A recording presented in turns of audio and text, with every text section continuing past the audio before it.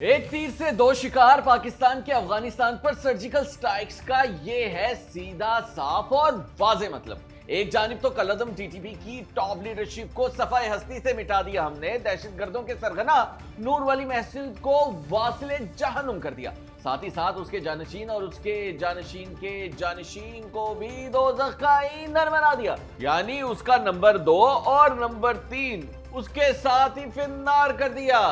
دوسری جانب انڈیا کا 2 فرنٹ وار کا سارا پلان واڑ کے رکھ دیا۔ انڈیا نے افغانستان کے ساتھ منصوبہ بنایا تھا کہ دونوں مل کے لڑیں گے پاکستان کے خلاف، جیسے ہی بھارت پاکستان پر حملہ کرے گا تو اسی وقت ٹی ٹی پی کے ذریعے افغان حکومت ایک اور محاذ کھول کے رکھ دے گی پاکستان میں۔ اسی لیے تو افغان وزیر خارجہ ملا امیر متقی نے انڈیا کا دورہ کیا اور اس کے دورے کے دوران پاکستان نے سرجیکل سٹرائکس کر دیے افغانستان کے 4 علاقوں پر۔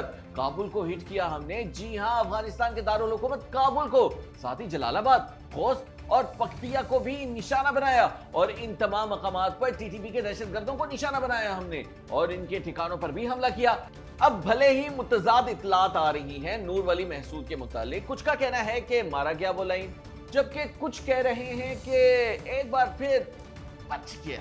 چلیں فرض کر لیں بچ گیا وہ، لیکن اس سے ایک بات تو ثابت ہو گئی ہے کہ وہ افغانستان کی کیپٹل میں پروٹوکول کے ساتھ گھوم پھر رہا تھا۔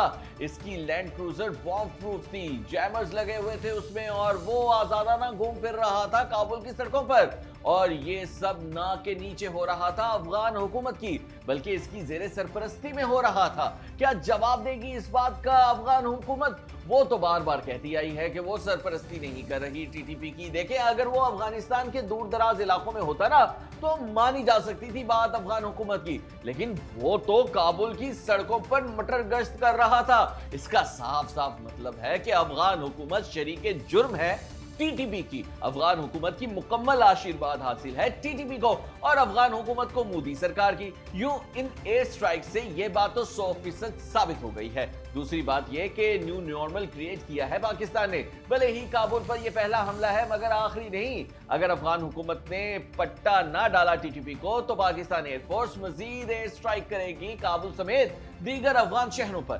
ہماری فضائیہ ان دہشت گردوں کو خود مارے گی، اور وہ بھی چن کے۔ اور کیوں نہ مارے، آئے دن لاشیں اٹھا رہے ہیں ہمارے فوجی افسران اور جوان شہید ہو رہے ہیں، ان کا خون رائے گا تو نہیں جانے دیں گے نا ہم۔ چوڑیاں تو نہیں پہن رکھی نا ہم نے۔ جب اپنے سے 6 گنا بڑے ملک بھارت کو مزہ چکھا سکتے ہیں تو پھر افغانستان پہ شاہی کوئی نہیں۔ دہشت گردوں کی جنت افغانستان سے دہشت گردوں کا خاتمہ کر کے ہی چھوڑیں گے ہم، اور اس معاملے میں پوری دنیا ہمارا ساتھ دے گی سوائے بھارت کے۔ صرف بھارت اور افغانستان کو مرچیں لگیں گی اور یہی چیخیں گے، جبکہ امریکہ، چین، روس، یورپ، سعودی عرب، ایران، ترکی اور دیگر اسلامی ممالک ساتھ دیں گے، بلکہ دے رہے ہیں ہمارا۔ امریکہ کو ہی لے لی۔ خبریں ہیں کہ نور ولی محسود کی کابل میں موجودگی کی انٹیلیجنس اطلاعات امریکہ نے ہی دی تھی ہمیں، اور ہم نے F-16 طیاروں کے ذریعے مارا اسے۔ J-10C اور JF-17 تھنڈر استعمال نہیں کیے، یہ بھی بہت بڑی بات ہے۔ اس کا مطلب ہے کہ امریکہ کو کوئی مسئلہ نہیں اس اٹیک سے، کیونکہ امریکی طیارے استعمال کیے اس کام کے لیے ہم نے، اور مسئلہ ہو بھی کیوں، دہشت گردوں کو مارا ہے ہم نے، سویلین آبادی کو نہیں۔ دوسری بات انٹیلیجنس کی کر لیں، پاکستان کے پاس اتنی تکڑی انٹیلیجنس تھی کہ نہ پوچھے۔ ہمیں یہ بھی معلوم تھا کہ وہ خبیث کابل میں کس سڑک پر کس گاڑی میں سفر کر رہا ہے اور ایگزیکٹ لوکیشن کیا ہے اس گاڑی کی۔ اتنی تگڑی انٹیلیجنس اطلاعات تو بذات خود پروفیشنلزم کی انتہا ہے ISI اور ہماری دیگر انٹیلیجنس ایجنسیز کی۔